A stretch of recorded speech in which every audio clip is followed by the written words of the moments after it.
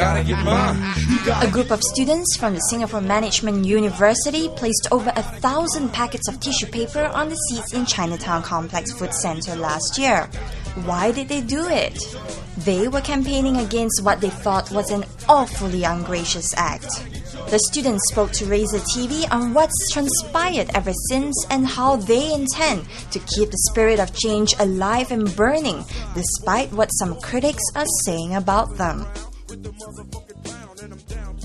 5 months down the road, what have you guys, followed up on, ever since you guys launched this campaign? What has happened ever since then? We realized that we don't have a lot of institutional support from hawker centres or food courts because they are afraid of the bottom line.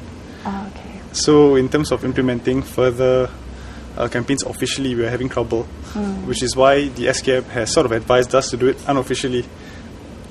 Unofficially? Yes. So what else have you been doing?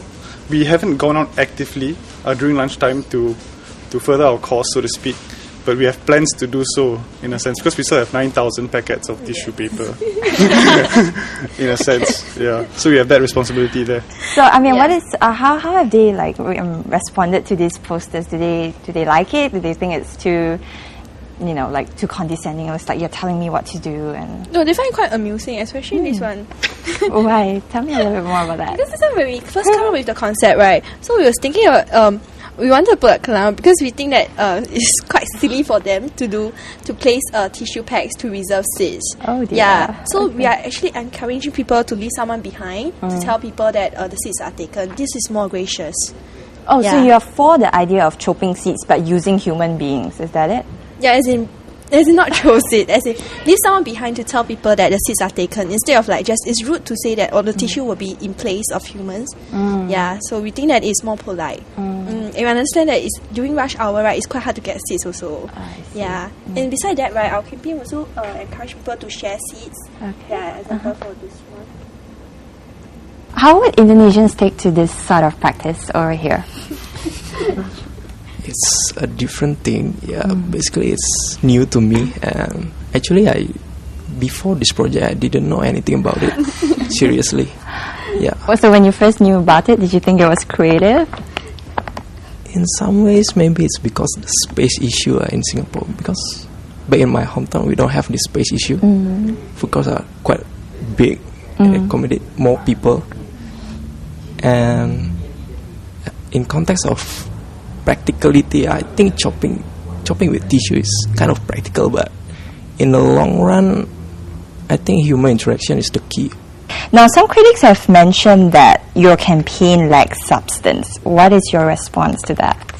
They think that you guys are an idealistic lot because you don't know that this is the way of the working world. It's just about survival of the fittest. So, all right, two things. We are idealistic, right? I'm glad I'm still idealistic. I'm glad I'm not a cynic yet. All right. Second of all, the perception that we have no working experience in the CBD is quite flawed because we've all worked at the CBD for prolonged periods of time and encountered the situation for months ago before entering university. So yes, we did go in. We went in not with our eyes closed. We went in with our eyes open. We knew it was a social norm, but we decided to try to challenge it in a sense to get Singaporeans to reflect on exactly what in the world is going on. And of course, we appreciate the fact that people view it as efficient and it basically generates debate, and that's precisely what we wanted, to get Singaporeans to think about how we develop as a society. Some people have said that this is purely a creative form of resource allocation on the individual's part. There's nothing wrong to it because Singapore is so small. We have limited seats, we have limited everything, and yet we have so many people. There's overwhelming demand for everything.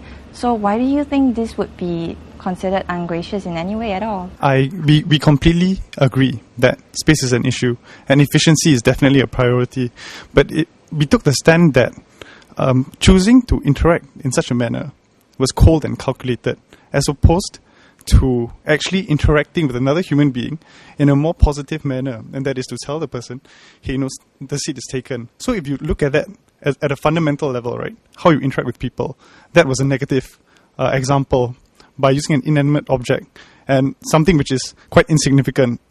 Our campaign is just a catalyst to get the Singapore going and to promote graciousness in society. Yeah.